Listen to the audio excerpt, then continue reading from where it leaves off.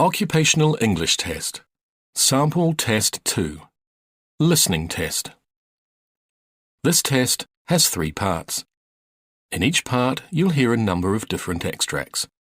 At the start of each extract, you'll hear this sound.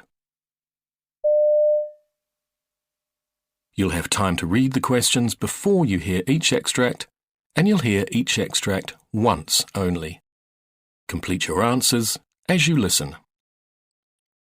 At the end of the test, you'll have 2 minutes to check your answers.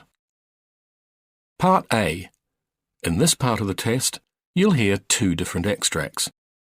In each extract, a health professional is talking to a patient. For questions 1 to 24, complete the notes with information you hear. Now look at the notes for extract 1.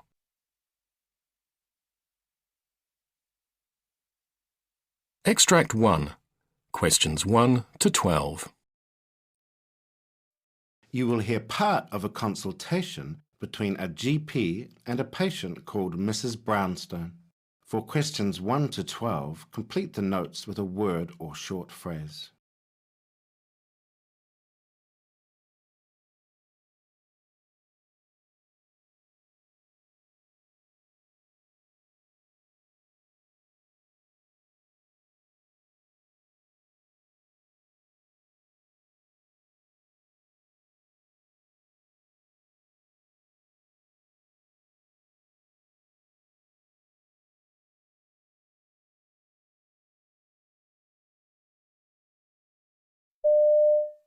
Hi, Mrs. Brownstone. How can I help you today? Hi there, Dr. Rivers. I'd just like you to do a test on my waters. I've had a few problems recently.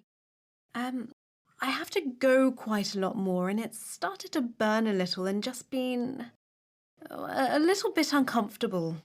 I see. How long have you had these symptoms for? Well, it's been sort of goes on and off for about 3 weeks, closer to a month, really. Some days it's better than others. I don't take too much notice. I put a lot of it down to age, but I don't think there's anything really serious, but just wondered. It seems a bit strong at the moment. And have you had this sort of problem before a lot or not? Oh, yes, it's happened quite often over the time. Normally just antibiotics clear it up. I'd say I've been treated for this, at least 5 times in the last 10 years. And you've left it for a few weeks before coming in to see me. Do you sometimes get symptoms that come and go like this? Yes, they do. And I just try to drink more, which I'm very bad at, drinking water and such like, but I try. And it usually goes.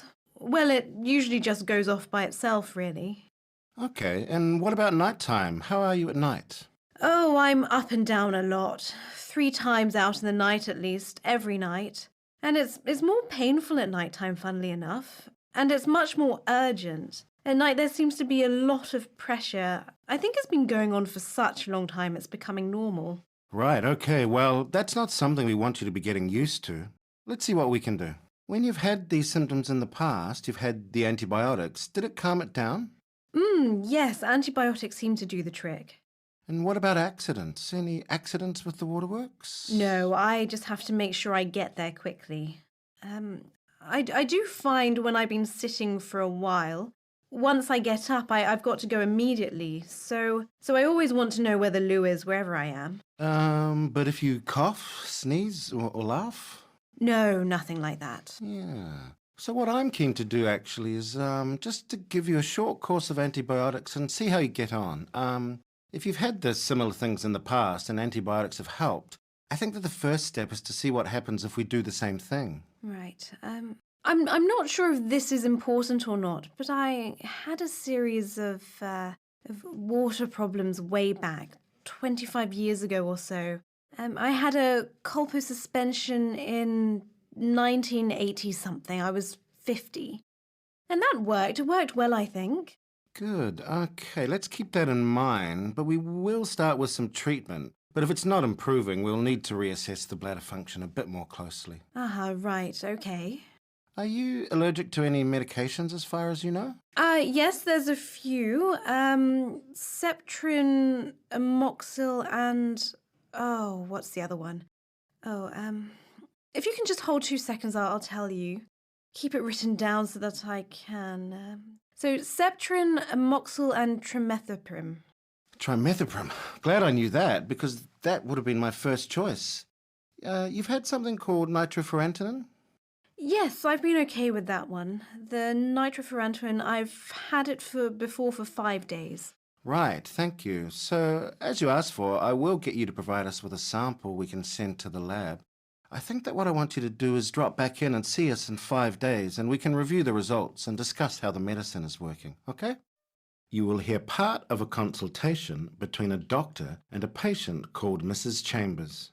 For questions 1 to 12, complete the notes with a word or short phrase.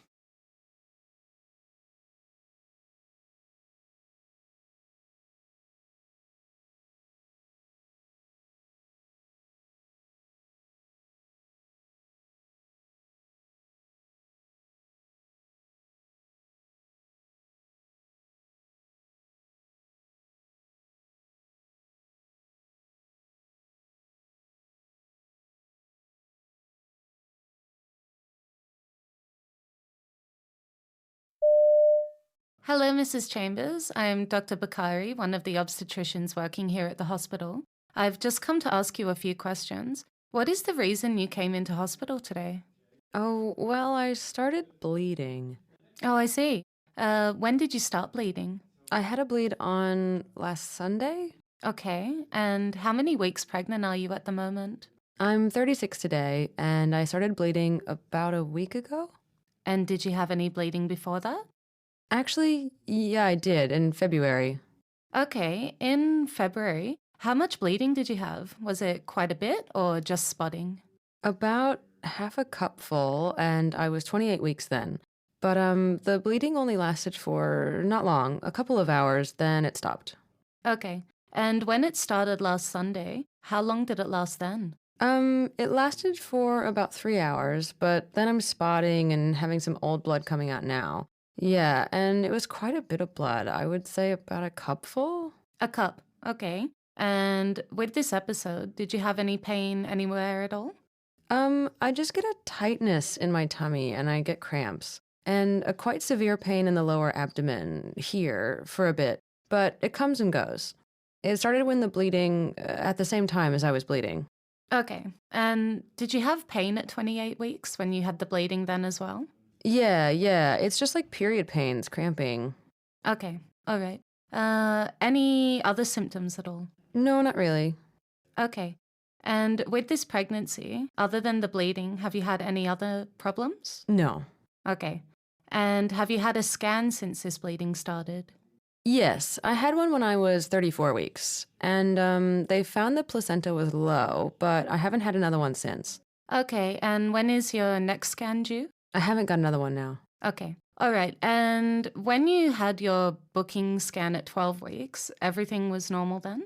Well, in my first scan, they struggled at 12 weeks to find it, so that was sort of like an internal scan, but they just said it was because it was a small baby or something. But other than that, everything was normal, I think. My visit at the antenatal clinic, everything was normal. I remember my Downs risk was low. Okay, so everything was fine. That's good to hear. All right. Have you had any previous pregnancies? Yeah, I've got 2 little boys. They're 2 now. Both very healthy, just a bit naughty.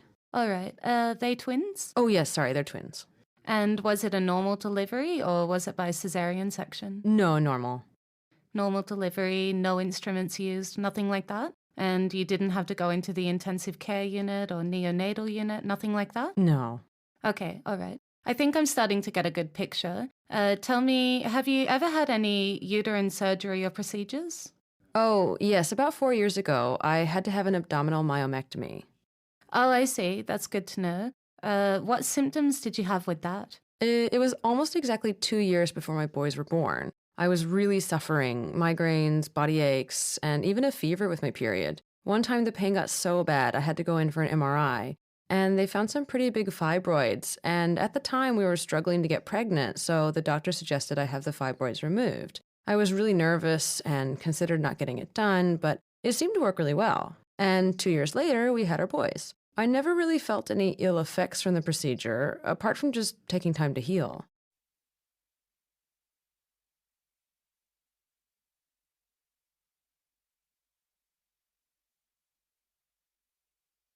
That is the end of Part A.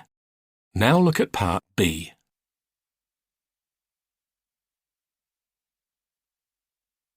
Part B. In this part of the test, you'll hear 6 different extracts. In each extract, you'll hear people talking in a different healthcare setting. For questions 25 to 30, choose the answer A, B, or C, which fits best according to what you hear. You'll have time to read each question before you listen. Complete your answers as you listen. Now look at question 25.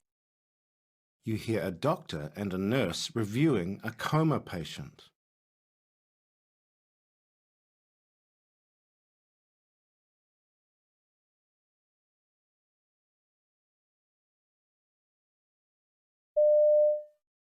Okay, this patient has been out for some time now. We had quite difficult intracranial pressure control yesterday. We decided not to rock the boat, and you can see as a result, he had a low intracranial pressure all day. His circulation has stayed quite stable, blood pressure's good, heart rate's low. What are his pupils doing? They're quite small. So they're smallish, but not tiny. Is he showing any reflexive responses? No. Has he got a doll's eye? Let's have a look. Okay, is he coughing when you suction? No, he isn't. Not coughing? Okay, this indicates that at best, his recovery will probably be incomplete. The worst option is that he will remain in a coma with little responsiveness. You hear a consultant emergency doctor talking to a patient following an accident.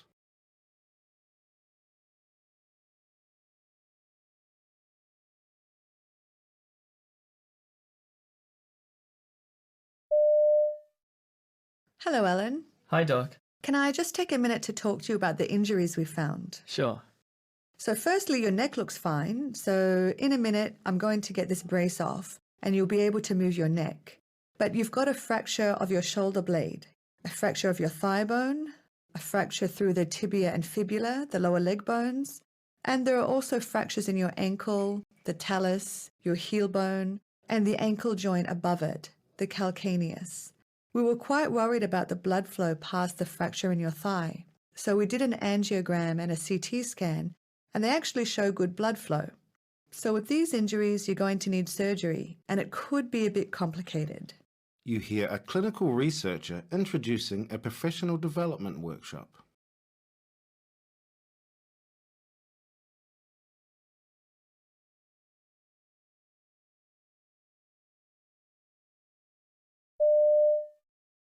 Welcome to this workshop, Understanding Clinical Research Statistics. My name is Ivan Saxon, and I'm going to lead the workshop today. I'm the head of the Acute Care Surgery Unit. It's an academic unit in the Department of Surgery. This course is not the mathematics of statistics, though.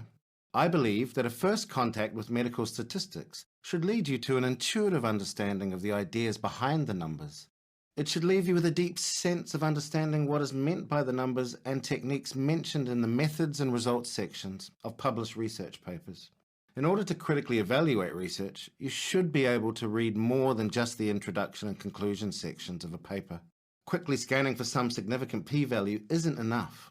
The patient population trusts you to be properly informed when you manage their health, so that's why we're here. You hear an emergency ward doctor directing her team while treating an accident victim.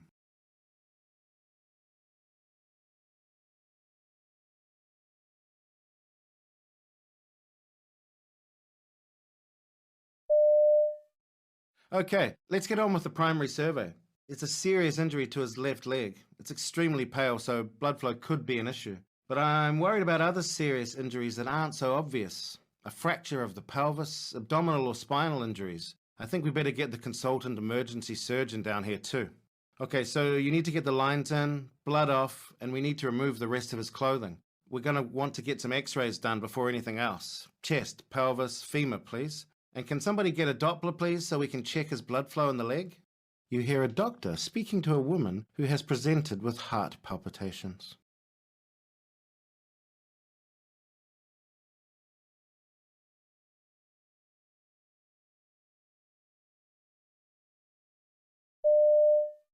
And do you feel short of breath with the palpitations? Yeah, and I'm losing my voice too.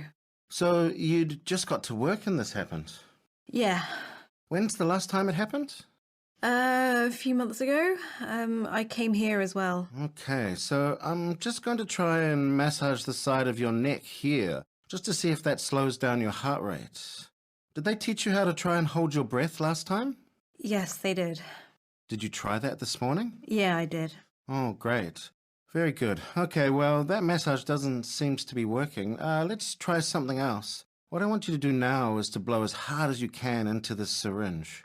Ready? Blow, blow, blow, blow. And stop. That doesn't seem to be doing much either. All right, we need to drop that rate, so we better try some meds. You'll need a drip. You hear an emergency paramedic talking to an accident and emergency doctor about a patient who has fallen from his motorcycle.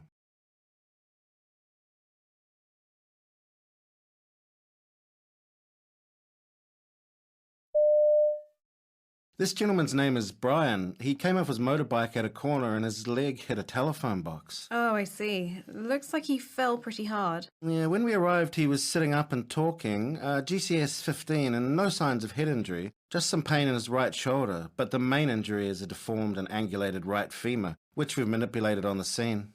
How's his circulation around the leg? He had a cold avascular right foot at the time, and the blood supply seems to have come back post-manipulation. Numbers-wise, he's normal. He's had 150 milligrams of ketamine and a total of 8 milligrams of morphine as well.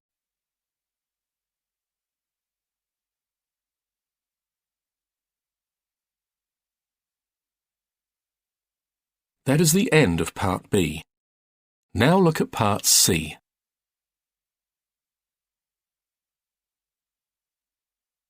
Part C. In this part of the test, you'll hear two different extracts. In each extract, you'll hear health professionals talking about aspects of their work. For questions 31 to 42, choose the answer A, B, or C, which fits best according to what you hear. Complete your answers as you listen. Now look at Extract 1. Extract 1, questions 31 to 36. You hear a specialist in medical ethics called Anna Capston giving a presentation on the issue of burnout in the medical profession.